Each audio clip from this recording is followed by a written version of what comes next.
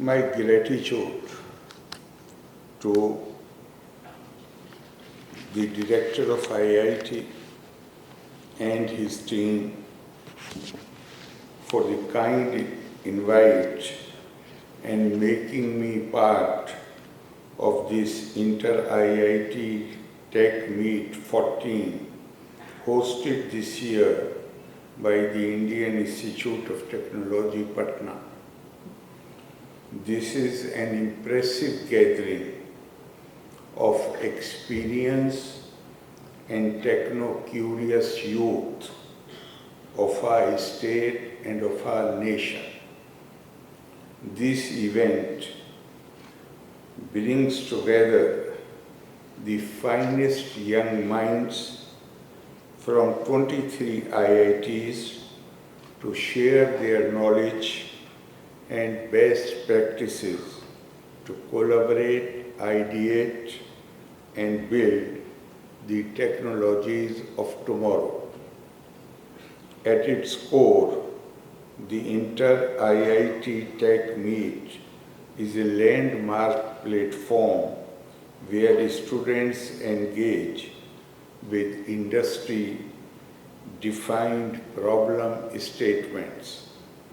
They apply their technical skills to real-world challenges and explore emerging frontiers of technology.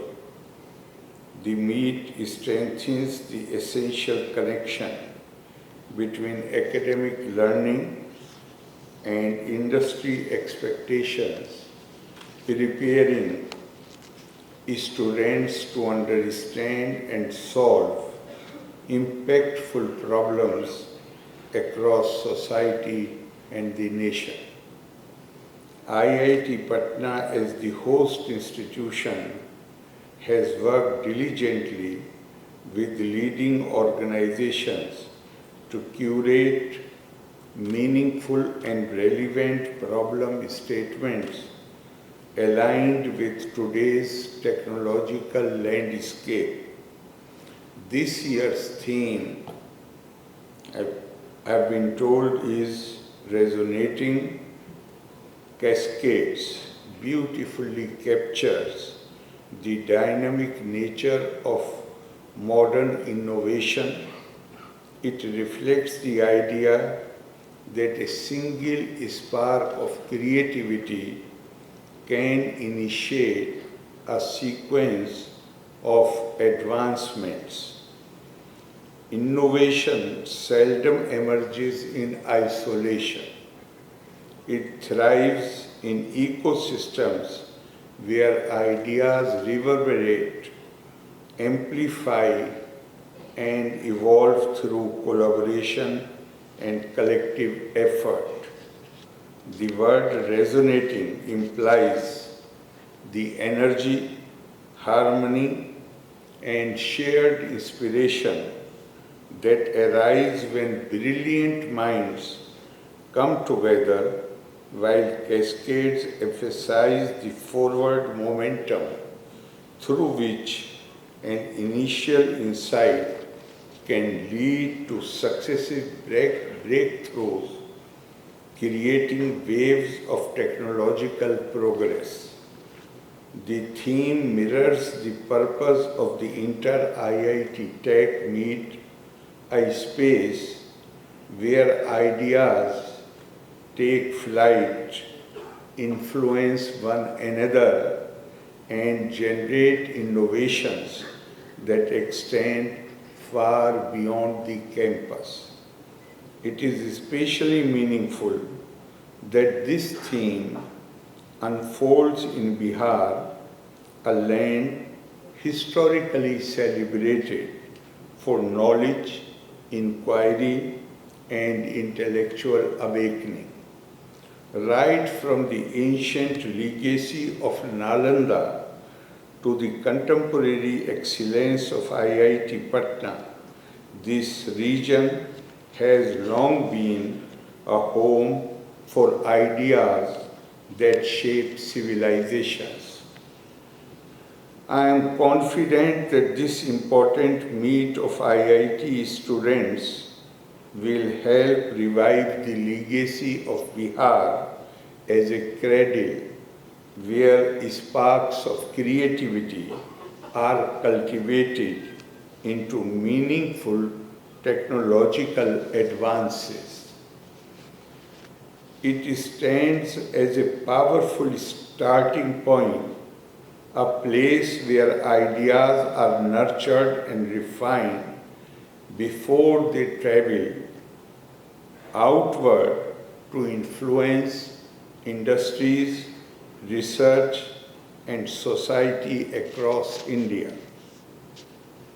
Hosting Inter-IIT Tech Meet 14 is therefore a moment of great pride for IIT Patna and a reaffirmation of Bihar's growing prominence as a center for scientific research, technological development, and innovation-driven growth. The meet showcases a remarkable breadth of problems, statements across various domains, including cyber security, artificial intelligence, and machine learning, robotics, drone technologies, AI-driven analytics, and computational modeling.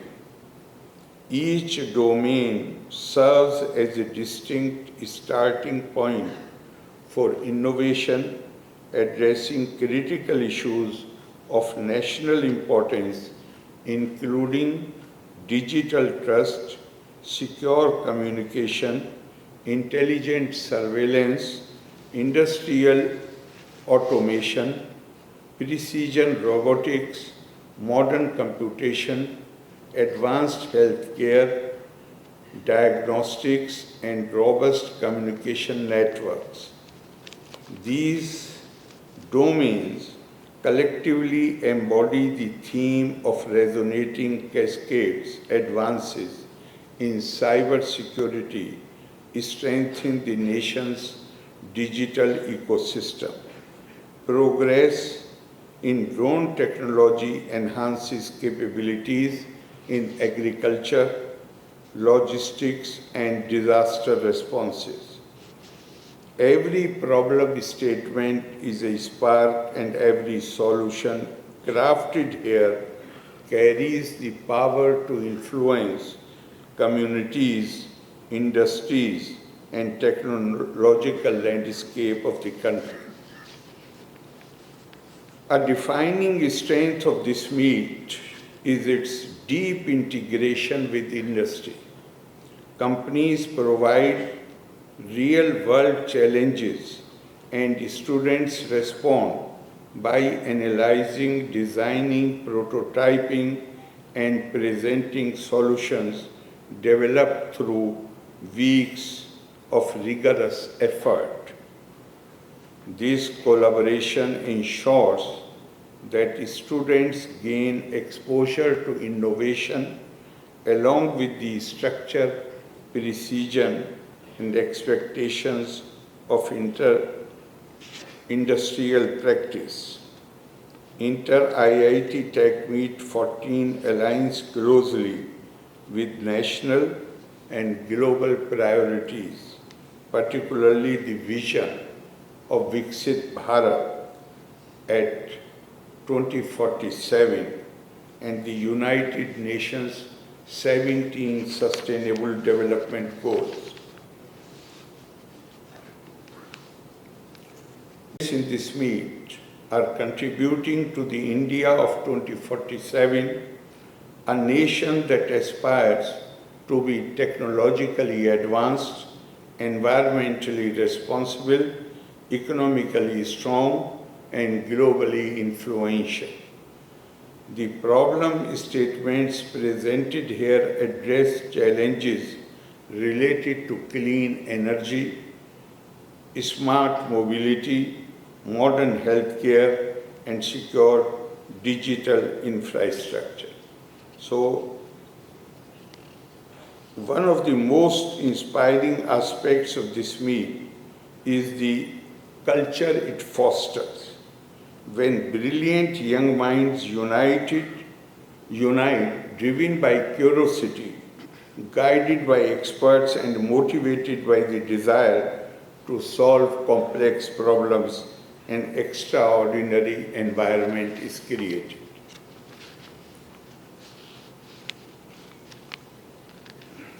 So you have,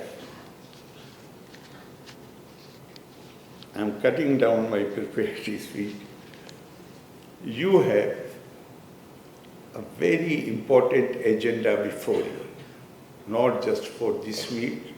This is the forum where people will come to see your talent, your energy, and your desire to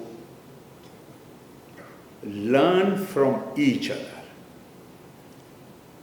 Today, we are living in a world where through the efforts of scientists, experts of technology, engineers, man is in command of such powers of nature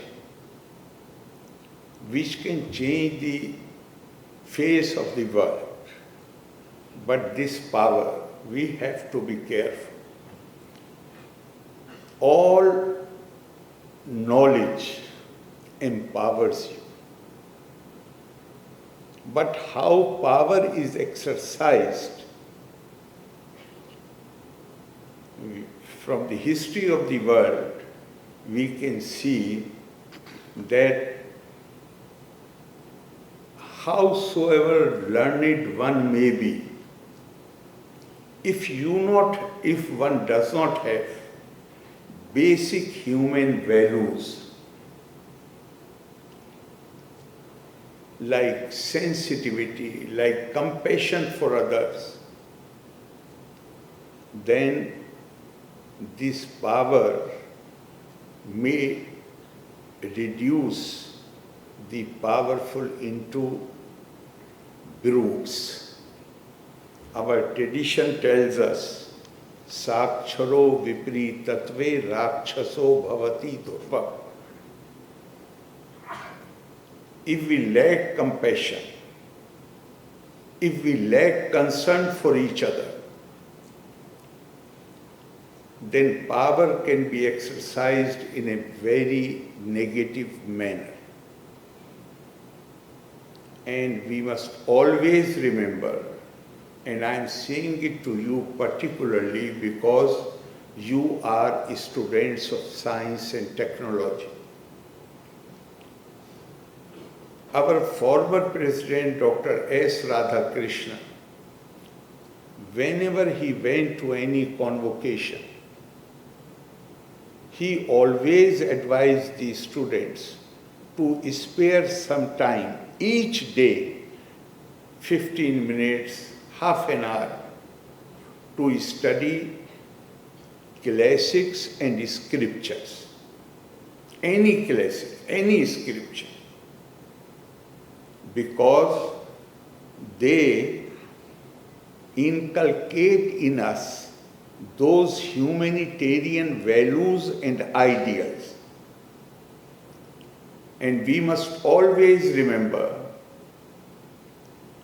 that Indian culture and civilization has always raised this question: who am I?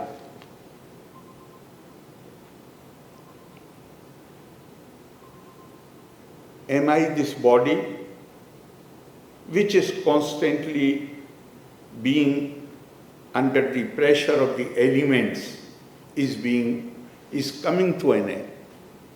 Or there is something else in me by which I can identify myself?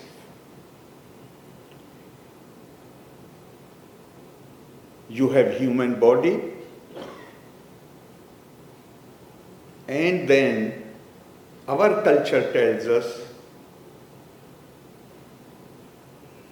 tuo imo purusho loke क्षरश्चाक्षरा एवाच क्षरा सर्वाणि भूतानि कूटस्था अक्षरा उच्यते. Each one of us has two personalities. One is body and one is Atma that animates this body. The human bodies are different. Appearances are different. This world is full of diversity in every sense of the term. But there is something common in us, which is Atma, which is not subject to destruction. Na jayate miriyate va kadachi. Nayam bhutva bhavita va na bhuya.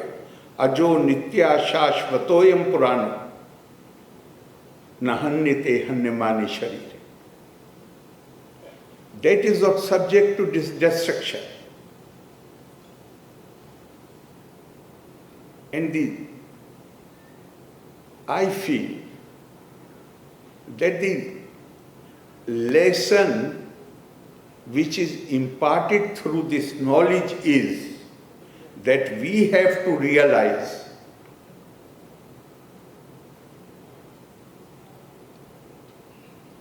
the spiritual bond between all of us.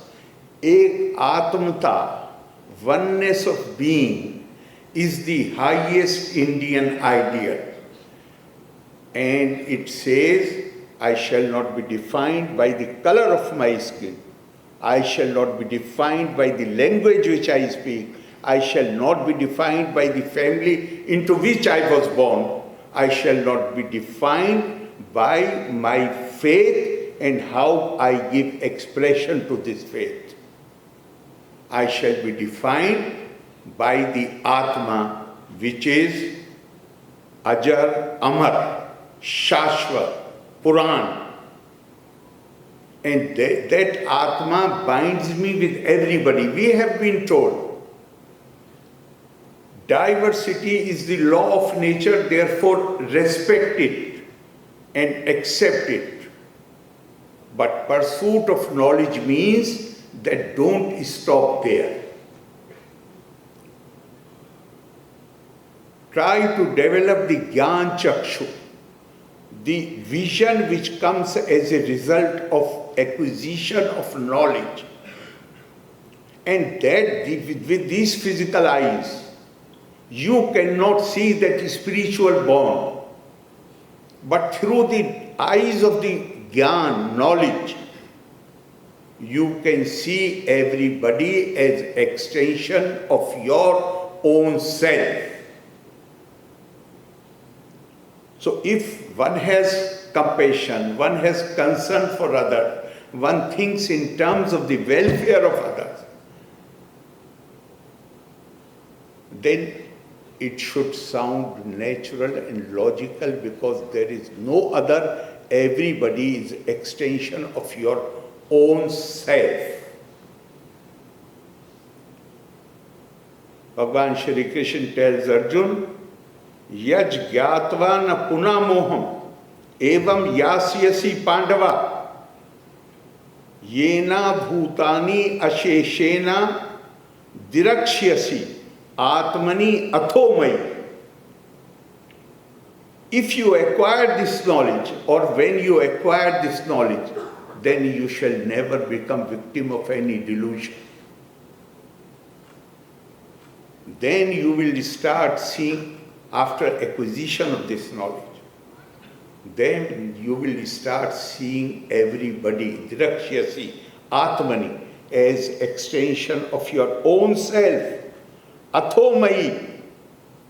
And you will realize that everyone is from me like you are from me. Therefore, you are all connected with each other, bound with each other. Naturally, this should give rise to that sense of belonging, sense of oneness. And if we have this sense of oneness and belonging, then compassion will come to us naturally. Again, I will refer to Dr. Radhakrishnan. He said, if we want to live civilized existence, then cultivation of compassion is essential. To a woman, this quality comes naturally. Men must make conscious efforts to cultivate this state. Then only they can live a civilized life. Here you started this meeting with the invocation song, Ya Kundendu Tushar Haradhavala. What we are praying for? We are praying for, we need divine help, and we are praying for purity of body, purity of mind, and sanctity of spirit.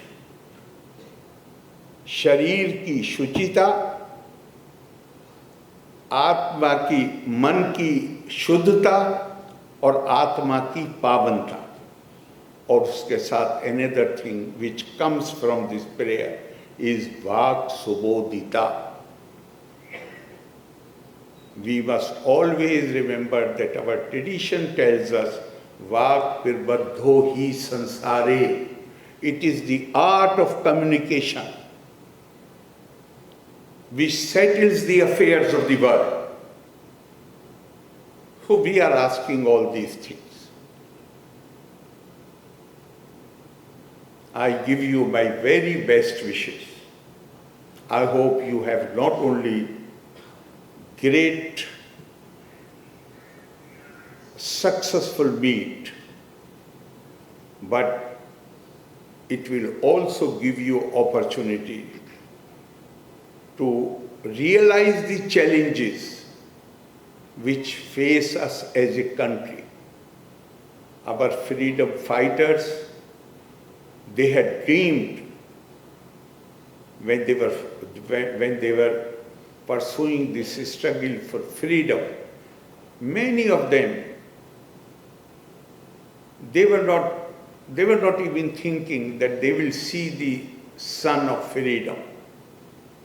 And today our Prime Minister, Shri Narendra Modi, has resolved that before 100 years, by the time our freedom is 100 years old, we shall do everything possible to realize the dreams of our great freedom fighters. And we shall not only be able to raise the living standards of our people, but India shall occupy a place of honor in the comity of nations. Many people who are sitting on this stage, I do not know if we will be there in 2047, possibly not. Burden is on your shoulders. You have to do it. And for that, I am sure you will leave no stone unturned. I thank you very much for listening to me patiently. Loka samasta sukhino bhavantu. Jai Hind.